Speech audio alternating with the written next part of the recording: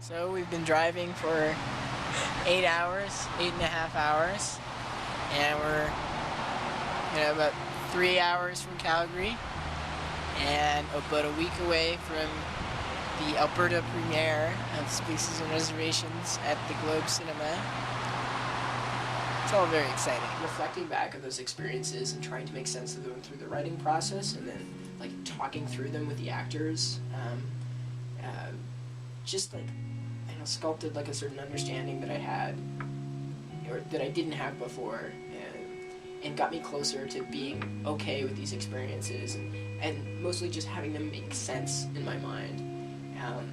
I mean, there were moments on set where like I would see things that I had only ever imagined in my mind to be true.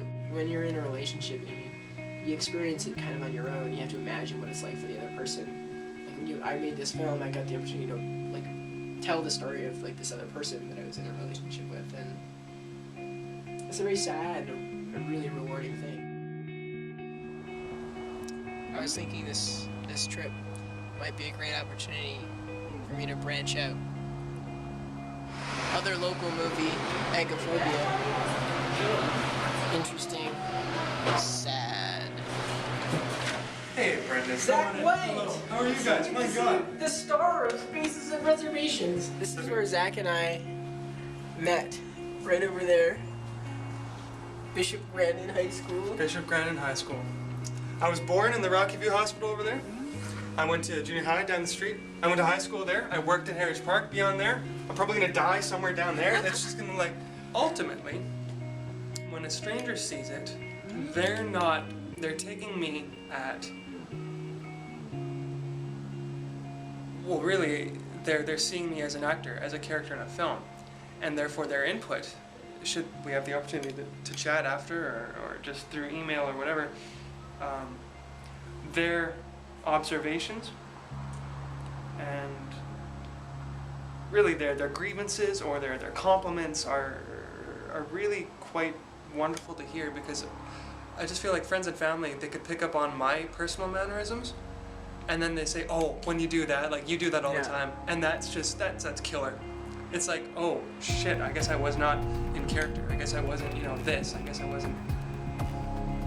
I had a dream last night that it was packed and that the cinema was all white. Not like all made of white people, but that the walls were all white. Happy to have a diverse audience come see the movie.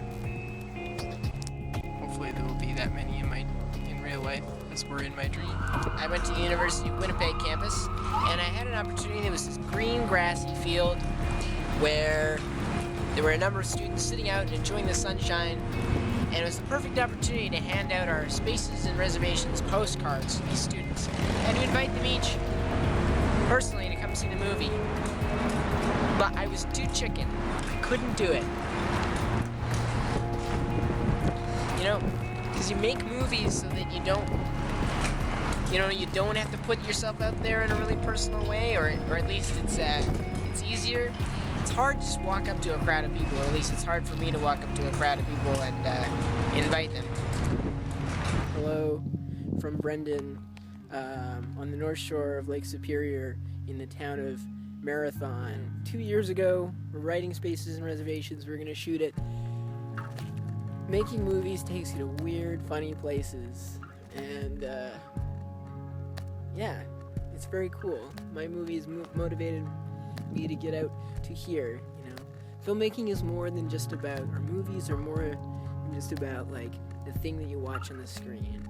They're a project and they're an experience of living them, and I'm living it. So here I am inside the Review Cinema. It's 6 o'clock. Doors are opening soon. I'm no less panicked than I was for our very first screening. I think probably especially because the stakes are so high because it's Toronto, and the Winnipeg screening didn't go so well. So I guess there's always the potential. But I don't know, a bunch of people come storming through the door. So I guess I can't help but be a little hopeful. So I'm on a BC ferry. I have now traveled over 9,000 kilometers across the country to screen feature film. You know, like I always knew there was a good chance that we would fail and this tour wouldn't work out, but you know, you gotta try. You know, you gotta fucking do it. And you gotta put yourself out there, and you gotta be okay with the idea that you're gonna fall flat on your face. The connections that you make with people who tell you that your movie is very real and very relatable, and it speaks to their personal experience in a very meaningful way. I mean, you know, one of those is better than a crowd of 100 that don't say anything or it doesn't impact in any way. But it is hard to be here at the end of the tour, kind of all by myself. Unfortunately, none of the actors and none of my filmmaking collaborators could be here. You know, the reason that I make this film was because I felt very lonely with a very kind of unique experience, or I thought was a unique experience, and I felt very lonely, and I wanted to share with people and feel less lonely. And you know, I guess in the sharing of the film during the tour, I've heard everyone say that it's the experience that's portrayed in the film is real and relatable, and that they, you know, that makes me feel less lonely. But getting to the end of the tour and kind of still being by myself, it feels like, I don't know,